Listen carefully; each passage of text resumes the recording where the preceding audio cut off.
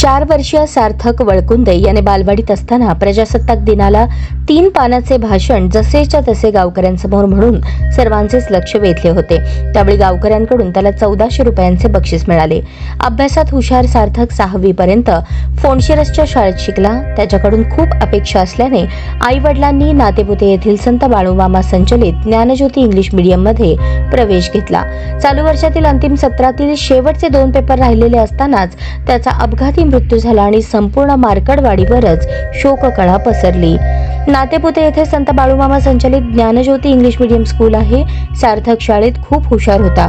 शेती आणि किराणा दुकान चालवून कुटुंबाचा उदरनिर्वाह भागवणाऱ्या आई-वडिलांना त्याच्याकडून खूप अपेक्षा होत्या। त्यामुळे त्यांनी त्याला फोंडशिरसमधील मराठी शाळेतून काढून इंग्रजी माध्यमाच्या शाळेत घातले होते। पहिल्याच वर्षी तो शाळेत सर्वांचा लाडका विद्यार्थी बनला होता। गावात देखील तो हुशार विद्यार्थी म्हणून ओळखला जायचा। गावातील भजन कीर्तनात तो असायचा आणि आता तो त्यात पखवाज देखील वाजवत होता। मोठ्या स्पर्धांमध्ये गावातील पोरं त्याला क्रिकेट समालोचन करायला देखील बोलवायची। 2024-25च्या शैक्षणिक वर्षातील अंतिम सत्राची परीक्षा काही दिवसांपूर्वीच सुरू झाली होती। शेवटचे 2 पेपर बाकी राहिले होते। परीक्षा संपली की मामाच्या गावाला जायचे नियोजन त्याच्या घरात सुरू होते।